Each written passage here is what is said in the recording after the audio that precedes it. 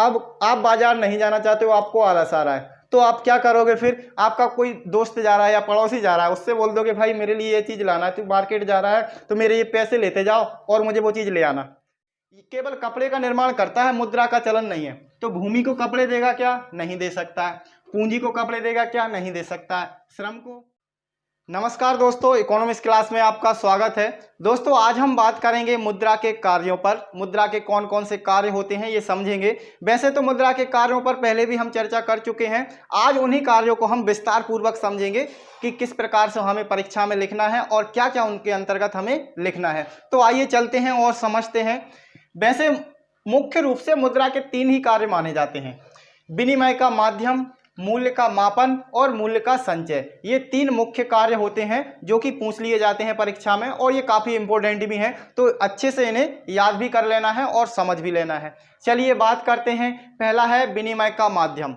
विनिमय का माध्यम, विनिमय क्या होता है इस पर भी हम चर्चा कर चुके हैं। सेपरेट वीडियो डला हुआ है चैनल पर, यदि आपने नहीं देखी है तो उसकी लिंक मैं डिस्क्रिप्शन में दे दूंगा, तो आप जाकर देख लीजिए। विनिमय क्या होता है? विनिमय होता है लेन देन, आदान प्रदान, जो हमने समझा हुआ है।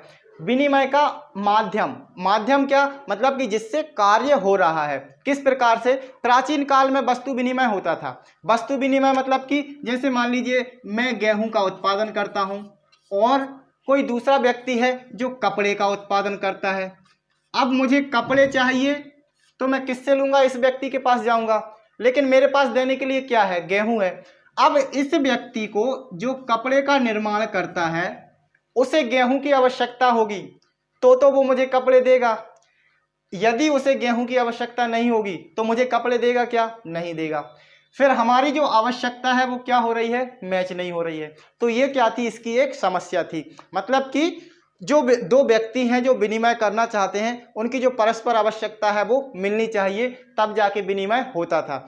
लेकिन अब मुद्रा आ गई है, तो मुद्रा ने क्या काम कर दिया है कि अब इस व्यक्ति को चाहे गेहूं की आवश्यकता हो या ना हो, वो मुझे कपड़े दे सकता है। किस में दे सकता है? मुद्रा के रूप में। वो मुझसे मुद्रा ले लेगा और मुझे कपड़े दे देगा। तो मुद्रा ने क्या कर दिया है? ये जो समस्या थी इसको दूर कर दिया है। मुद्रा विनिमय का एक माध्यम बन गई है। क्या माध्यम बन गई है? बीच में आ गई है कि आपको एक दूसरे की वस्तु की आवश्यकता हो या ना हो, फिर भी आप विनिमय कर सकते हैं मुद्रा से। किस प्रकार से? व्यक्ति अपनी वस्तु या सेवा को बेचकर मुद्रा प्राप्त कर सकता है। मैं क्या करूंगा? मैं गेहूं का उत्पादन करता हूं, गेहूं को बाजार में बेचूंगा और क्या कर लूंगा? मुद्रा प्राप्त कर लूंगा। उसके बाद मुद्रा से अपनी आवश्यकता की वस्तुएं व सेवाएं खरीद लूंगा। क्या बन गया है? मुद्रा माध्यम बन गई है। अब मुझे गेहूं देकर कपड़े लेने की आवश्यकता नहीं है। अब मैं क्या करूंगा? गेहूं को पहले बाजार में बेचूंगा, मुझे मुद्रा प्राप्त हो जाएगी और मुद्रा से मैं कपड़े खरीद लूंगा, जो भी जिस वस्तु की मुझे आवश्यकता है वो खरीद लूंगा। तो विनिमय का माध्यम क्या हो गई है? मुद्रा हो गई है। ठीक है, ये पॉइंट समझ में आ गया। अब दूसरा देखिए, मूल्य का मापन। मूल्य का मापन किस प्रकार से? ये भी हम थोड़ा पीछे चल के समझते हैं, मतलब कि प्राचीन काल में मूल्य का मापन। अब जैसे कि मान लीजिए हमें ये ट्रांजैक्शन करना था, हमें ये विनिमय करना था, गेहूं देना था उसे, मैं उसे गेहूं देना चाहता हूं और कपड़े लेना चाहता हूं। ठीक है, वो राजी भी है, तैयार भी है कि ठीक है मुझे भी गेहूं की आवश्यकता है।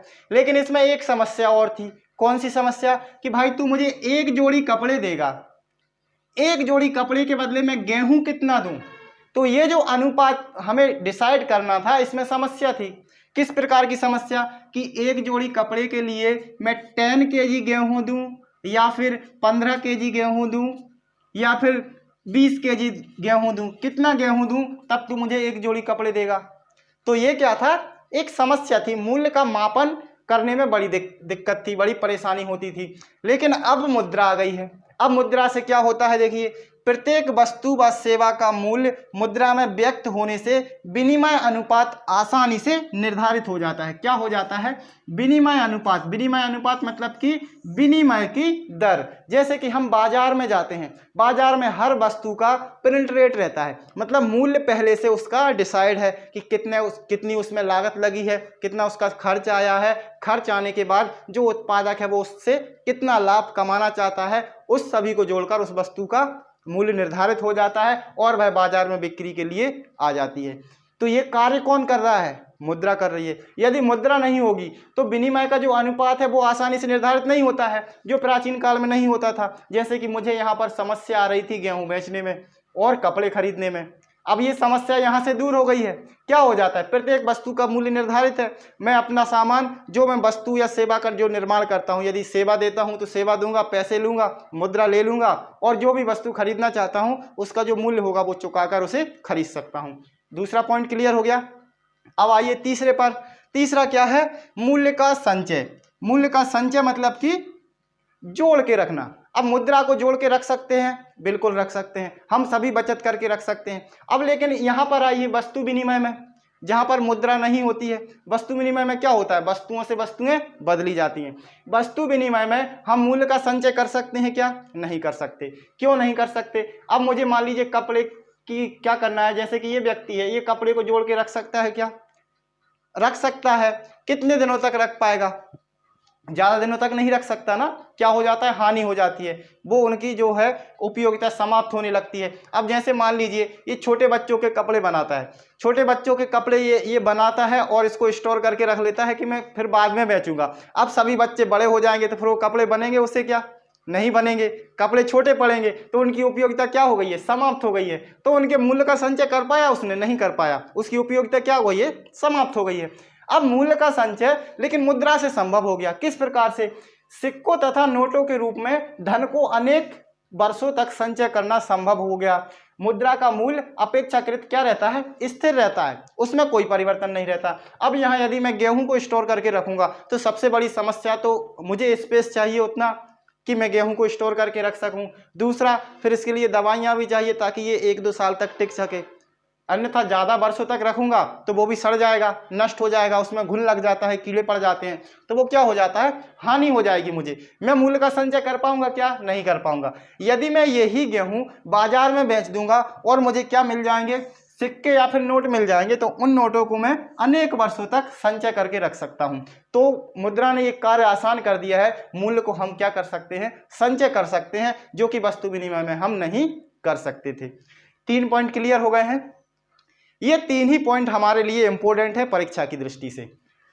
परीक्षा में यदि प्रश्न पूछा जाता है 3 मार्क्स का, तो ये 3 पॉइंट यदि हम लिख देंगे तो हमारा आंसर कंप्लीट हो जाएगा और हमें 3 में से 3 मार्क्स मिलेंगे।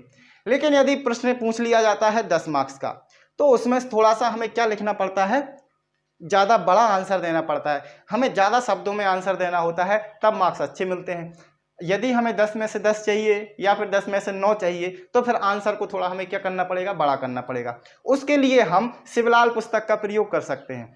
ये तो किसमें है, हमारी NCERT की पुस्तक में है, ये तीनों कार्य दिए हैं। लेकिन ये जो मैंने टेबल बनाई है ये कहाँ से ली है, शिवलाल की पुस्तक से, तो वो भी आप समझ लीजिए। अब इसमें हमने मान लीजिए 10 मार्क्स का हमें प्रश्न है और हमने क्या कर दिया, उसका आंसर देना है। तो आंसर देने में पहले तो हमने क्या कर दिया, ये 3 कार्य हैं इनको बता दिया, 3 कार्य कंप्लीट कर दिए, तीनों का क्या कर दिया, विस्तार पूर्वक उनका आंसर दे दिया है, उसको लिख दिया। उसके बाद हम क्या कर सकते हैं, इस प्रकार की एक टेबल बना के एक एक लाइन या 2-2 लाइन में इन सभी पॉइंटों को क्या कर सकते हैं, एक्सप्लेन कर सकते हैं। चलिए किस प्रकार से लिखेंगे, मुद्रा के जो कार्य हैं उनको अध्ययन की दृष्टि से 4 वर्गों में बांटा जाता है। ये लाइन लिखी, इसके बाद कौन कौन से वर्ग हैं, या तो टेबल बना दीजिए या फिर वर्ग लिखिए और सभी का एक्सप्लेन करते जाइए। जैसे कि कौन कौन से वर्ग, एक तो प्राथमिक कार्य, दूसरा गौण कार्य, तीसरा आकस्मिक कार्य और चौथा विविध कार्य। इन 4 वर्गों में हम मुद्रा के कार्यों को बांट सकते हैं। ठीक है, अब देखिए प्राथमिक कार्य। प्राथमिक कार्य में विनिमय का माध्यम, मूल्य का मापक, ये दोनों कार्य आ गए हैं जो हम समझ चुके हैं। इसमें कोई परेशानी है क्या, आपको कोई परेशानी हो तो कमेंट करके बताइए, एक बार और समझ लेंगे। चलिए गौण कार्य समझ लेते हैं। गौण कार्य कौन सा, गौण कार्य में 3 कार्य हैं जो अध्ययन के लिए सभी कार्य, कई कार्य होते हैं मुद्रा के, मुख्य तो ये 3 ही होते हैं, और भी कई काम होते हैं। अब हर काम मुद्रा से हो रहा है भाई, आप पढ़ाई कर रहे हो पैसे कमाने के लिए, पढ़ लिख जाओगे, नौकरी करोगे, पैसे कमाओगे, किसके लिए कार्य कर रहे हो, मुद्रा के लिए। तो कई कार्य होते हैं मुद्रा के। चलिए पहला है स्थगित भुगतानों का मान। स्थगित भुगतानों का मान, मुद्रा ने ये काम आसान कर दिया कि भविष्य के जो भुगतान हैं उनका हम मूल्य निर्धारित कर सकते हैं। जैसे कि आप उधारी का काम करते हो, यदि आपको भविष्य में कोई लेन देन करना है तो उसका मूल्य आप निर्धारित कर सकते हो। आपने अभी से बना लिया, मान लीजिए मुझे कोई प्लॉट पसंद आ गया और मैं उसे अभी नहीं खरीदना चाहता हूं, तो मैं उसे 5 या 10 हज़ार रुपये दूंगा कि मैं आपको 10 या 15 तारीख को महीने की ये इतना पेमेंट कर दूंगा। ये आप इसको किसके तौर पर रखिए, अब जमानत के तौर पर या अमानत के तौर पर मेरे ये पैसे रख लीजिए। मतलब हम क्या कर देते हैं, बुकिंग कर देते हैं, बुकिंग के रूप में उसको रख सकते हैं कि भाई ये बुकिंग के तौर पर मैं आपको 10 हज़ार रुपये दे रहा हूँ और आगे जितना भी आपका पेमेंट है वो मैं कर दूंगा इतनी तारीख को। ये क्या कर दिया है हमने, जो भविष्य में हमें भुगतान करना है उसका मूल्य निर्धारित कर दिया। तो ये इस वस्तु विनिमय में संभव था क्या, नहीं था। वस्तु विनिमय में हम नहीं कर सकते थे। और यदि उधारी का जो भुगतान है वो किस में करते, फिर हम वस्तुओं में करते, तो वस्तुओं में करना भी कई परेशानियां आती थी। उसमें हो सकता है कि हमारी जो पैदावार है वो ना हो। मैं गेहूं का उत्पादन करता हूं और गेहूं का उत्पादन मुझे भविष्य में करना है। अब मान लीजिए मैंने इससे बोल दिया कि मैं आपको 10 कुंटल का भुगतान कर दूंगा भविष्य में और 10 कुंटल की मेरी पैदावार ही ना हो, तो फिर क्या भुगतान कर पाऊंगा, नहीं कर पाऊंगा। तो ये समस्या बनी रहती थी। लेकिन मुद्रा में ऐसा है क्या, मुद्रा में तो जितना बोल दिया उसको देना है, उससे कोई मतलब नहीं कि मेरा गेहूं उत्पादन हो रहा है या नहीं हो रहा। वो क्या करेगा, मुझसे मुद्रा मांगेगा कि भाई दो, नहीं तो आपके 10 हज़ार डूब गए हैं। तो ये क्या होता है, भविष्य के भुगतानों का मान निर्धारित करने में मुद्रा ने सहायता कर दिया है, मुद्रा ने एक काम कर दिया है। मूल्य का संचय, ये दूसरा कार्य है। समझ चुके हैं, इसको समझाने की आवश्यकता नहीं है। दूसरा देखिए, मूल्य का हस्तांतरण। मूल्य का हस्तांतरण क्या होता है, एक व्यक्ति से दूसरे व्यक्ति के पास मूल्य का हस्तांतरण करना। आप बाजार जाते हो, बाजार आप नहीं जाना चाह रहे हो, ठीक है, आप क्या सोच रहे हो कि मुझे बाजार से कोई चीज़ खरीदना है, मान लीजिए कुछ भी खरीदना है। अब आप बाजार नहीं जाना चाहते हो, आपको आलस आ रहा है, तो आप क्या करोगे, फिर आपका कोई दोस्त जा रहा है या पड़ोसी जा रहा है, उससे बोल दोगे भाई मेरे लिए ये चीज़ लाना है, तू मार्केट जा रहा है तो मेरे ये पैसे लेते जाओ और मुझे वो चीज़ ले आना। क्या कर दिया है हमने, मूल्य का हस्तांतरण कर दिया है। किस प्रकार से, जो मेरे पास पैसे थे मैंने किसे दे दिए, अपने दोस्त को दे दिए और उससे कोई सामान मंगा लिया। तो ये क्या हो गया, मूल्य का हस्तांतरण करना क्या हो गया, संभव हो गया। किससे, मुद्रा से। तो ये भी इस कार्य में माना जाता है। हम जो मूल्य है उसको एक व्यवसाय से दूसरे व्यवसाय में हस्तांतरित कर सकते हैं, एक स्थान से दूसरे स्थान पर स्थानांतरित कर सकते हैं, एक व्यक्ति से दूसरे व्यक्ति के पास हस्तांतरण कर सकते हैं। तो यही पॉइंट में हमें जरा सा एक्सप्लेन कर देना है, हमारा आंसर तो वैसे ही कंप्लीट है, हमारा आंसर यही कंप्लीट हो गया है। हम क्या करना है, हमें मार्क्स का ये इसलिए ये लिखना है। ये पॉइंट समझ में आ गए। अब देखिए आकस्मिक कार्य। आकस्मिक कार्यों में कौन कौन से कार्य रखे हैं। सबसे पहले साख मुद्रा का आधार। साख मुद्रा का क्या होती है, साख मुद्रा होती है जैसे कि विनिमय पत्र हुआ, चेक हुए, डीडी हुआ, डिमांड ड्राफ्ट, ये किस में आते हैं, साख आधार में। अब इनका आधार क्या है, इनका ये किस प्रकार से दिए जाते हैं। जैसे कोई व्यक्ति आपको चेक दे रहा है, किसके आधार पर दे रहा है, मुद्रा के आधार पर। चेक में वह लिख के देगा आपको कि मैं 10 हज़ार रुपये आपको दे रहा हूं, आप ये चेक अपने बैंक में जमा कर दीजिए, 10 हज़ार रुपये आपके खाते में आ जाएंगे। तो आधार क्या है, ये मुद्रा ही है। तभी तो कोई वस्तु का चेक देता है क्या, कोई जमीन का चेक देता है क्या, नहीं देता ना। किसके आधार पर देता है, मुद्रा के आधार पर। मुद्रा यदि है तो चेक बना के देगा, तो डिमांड बना के देगा, डिमांड ड्राफ्ट बन जाएगा, विनिमय पत्र बन जाएगा। तो ये क्या कर रहा है, आधार का काम कर रहा है। मतलब कि जो साख होती है, साख निर्माण होता है। अब साख निर्माण अलग चीज है, वो भी हम आगे पढ़ेंगे। जो साख पत्र होते हैं उनका आधार है, उनके द्वारा ही वो चलन में होते हैं। जैसे कि अभी कई कार्ड भी चल गए हैं, क्रेडिट कार्ड भी चल गए हैं, ये किसके आधार पर है, मुद्रा के आधार पर है। ठीक है, इसमें ये लिखेंगे। अब चलिए सामाजिक आय का वितरण। सामाजिक आय का वितरण मतलब कि जो संसाधन होते हैं उनकी आय का भुगतान करना। संसाधन कौन से, भूमि, पूंजी, श्रम, संगठन, साहस, ये सभी 5 संसाधन पढ़े हुए हैं हमने। इनकी वीडियो भी आपको डिस्क्रिप्शन में मिल जाएगी, वो भी देख लीजिएगा जिसने नहीं देखी है। इन्हें आय किस प्रकार से दी जाती है, मुद्रा के रूप में दी जाती है। ये व्यक्ति कपड़े का निर्माण करता है और सारे संसाधनों का प्रयोग कर रहा है। अब इन्हें भुगतान करना है उसे, तो क्या कपड़े देगा सभी को, जमीन को कपड़े दे सकता है क्या, नहीं दे सकता। मशीनों को कपड़े दे सकता है क्या, नहीं दे सकता। क्या देगा, पैसे, यदि इसके पास पैसे का भुगतान कर सकता है, उनके मूल्य का भुगतान कर सकता है, उनकी सेवा का भुगतान कर सकता है। ये व्यक्ति यदि कपड़े बनाता है और उपयोग कर रहा है भूमि का, पूंजी का, श्रम का, संगठन और साहस, ये सभी 5 संसाधन हमने पढ़े हुए हैं। केवल कपड़े का निर्माण करता है, मुद्रा का चलन नहीं है। तो भूमि को कपड़े देगा क्या? नहीं दे सकता है। पूंजी को कपड़े देगा क्या? नहीं दे सकता है। श्रम को नहीं दे सकता।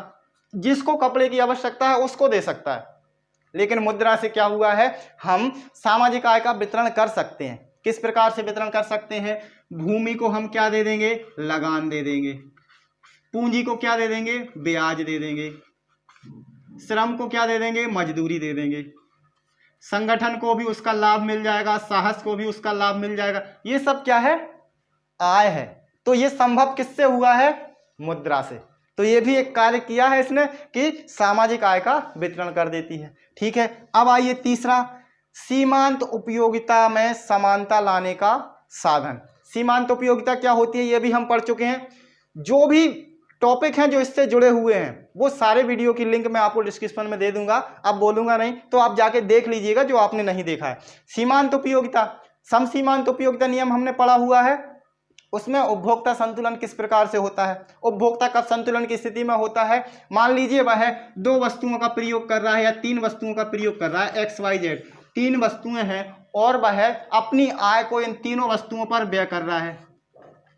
जितने भी उसके रुपए, मान लीजिए 300 रुपए है तो 100 रुपए तीनों पर व्यय कर रहा है। अब अंतिम इकाई से मिलने वाली जो उपयोगिता है, मतलब 100 रुपए इस पे खर्च कर दिए, 100 इस पर खर्च कर दिए, ये तो बराबर हो गए।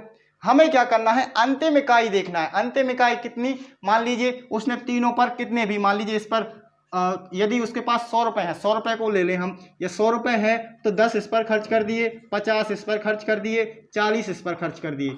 अब 40, 50 और 10 इनकी जो अंतिम इकाई है, मतलब प्रत्येक वस्तु पर जो व्यय किया है उस मुद्रा की अंतिम इकाई से मिलने वाली सीमांत उपयोगिता क्या हो? समान हो।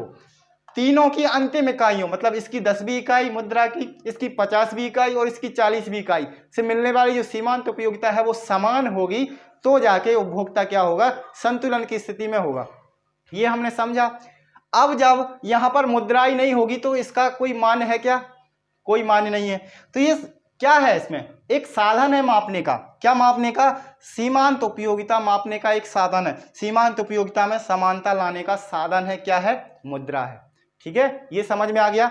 इसके बाद देखिए, सभी प्रकार की पूंजी को तरलता प्रदान करना। तरलता प्रदान करना मतलब कि ये जिस मुद्रा क्या है, किसी भी पूंजी में परिवर्तित हो जाती है। किस पूंजी में? जैसे हम उसे वस्तु में परिवर्तित करना चाहते हैं तो वस्तु खरीद लेंगे तो उसका भी मूल्य होगा ना। सोना खरीद लेंगे तो सोने में परिवर्तित हो जाएगी, चांदी खरीद लेंगे तो चांदी में परिवर्तित हो जाएगी।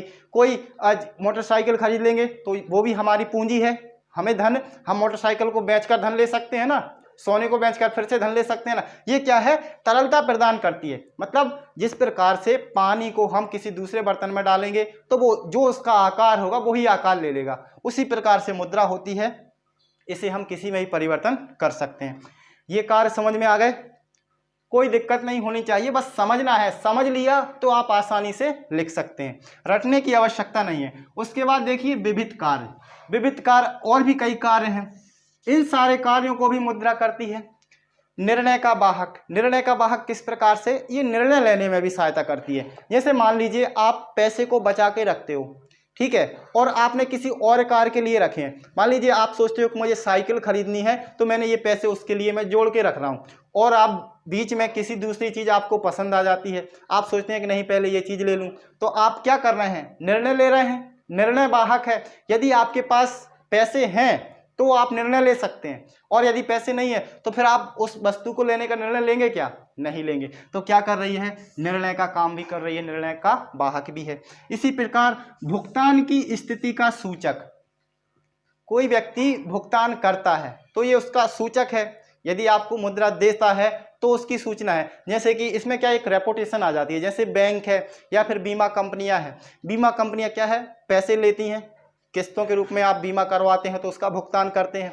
लेकिन क्या हो जाता है? वो भुगतान करती भी हैं, लोगों में ये विश्वास है। किसका विश्वास है? कि भाई भुगतान कर देती हैं। तो भुगतान की स्थिति का सूचक है कि ठीक है भुगतान देती हैं। आप बैंक में पैसे जमा करते हो, बैंक आपको ब्याज देती है तो भुगतान करती है, तभी तो ये विश्वास हो रहा है आपको। तो क्या कर रहा है? एक सूचक, स्थिति का सूचक है कि हाँ भुगतान कर देती हैं। तो ये कार्य भी कौन कर रहा है? मुद्रा कर रही है। आगे चलिए, तरलता दायित्वता। तरलतादायकता जो यहाँ हमने समझा है वही आप थोड़ा सा लिख देंगे तो भी काम हो जाएगा। उसके बाद आय उद्देश्य, देखिए आय उद्देश्य मतलब कि हर व्यक्ति को आय कहाँ मिलती है, जो वो काम करता है, कोई उत्पादन करता है, किसी वस्तु का निर्माण करता है, उससे आय मिलती है। लेकिन कुछ डेली उपयोग के लिए भी उसे पैसे की आवश्यकता होती है, तो वो कैसा किससे काम करता है, वो सभी मुद्रा से कर लेता है। जैसे कि डेली के जो कार्य हैं, जो सामानों से खरीदना है, उसमें किससे काम करेगा, वो मुद्रा से करेगा, मतलब डेली उपयोग के लिए भी उसे मुद्रा चाहिए। इसके बाद सौदा उद्देश्य, सौदा उद्देश्य मतलब कि छोटे छोटे कार्य होते हैं, जो कि जैसे कि हम उत्पादन का कार्य करते हैं, तो उत्पादन के कार्य के लिए हमें डेली पेमेंट भी करना है, मजदूरों का पेमेंट करना है, कुछ हम कच्चा माल खरीदते हैं उसका पेमेंट करना है, तो उन कार्यों का भी सौदा उद्देश्य होता है। उसके बाद सुरक्षा उद्देश्य, सुरक्षा उद्देश्य किस प्रकार का, हम पूंजी का ये स्टॉक बना के रखते हैं कि भविष्य में हमें कोई परेशानी हो तो उस समय हमें ये काम आ जाए, कोई दुर्घटना घटती है तो उसमें काम आ जाए। ये क्या होता है, एक सुरक्षा के लिए, हम अपनी सुरक्षा के लिए पहले से करके रखते हैं। तो ये कार्य किसके द्वारा संभव हुआ है, मुद्रा के द्वारा। सट्टा उद्देश्य, कुछ लोग क्या करते हैं, सट्टे के लिए भी मुद्रा को जोड़ के रखते हैं, कुछ व्यापारी लोग भी सट्टे के लिए मुद्रा को जोड़ के रखते हैं। तो ये सारे क्या हैं, ये मुद्रा के कार्य हैं। सभी को हमने समझ लिया है। मुख्य तो ये 3 कार्य हैं और ये मार्क्स बढ़ाने वाले कार्य हैं, है मुद्रा के कार्य ही, लेकिन हमें किसके तौर पर इन्हें याद रखना है, मार्क्स इंक्रीज करने के लिए। इन सभी कार्यों को समझने में कोई दिक्कत हो, कोई परेशानी हो तो आप कमेंट करके हमें बताइए, एक बार और हम ट्राई करेंगे समझने का। तो चलिए मिलते हैं अगली क्लास में, तब तक के लिए जय हिंद, वंदे मातरम।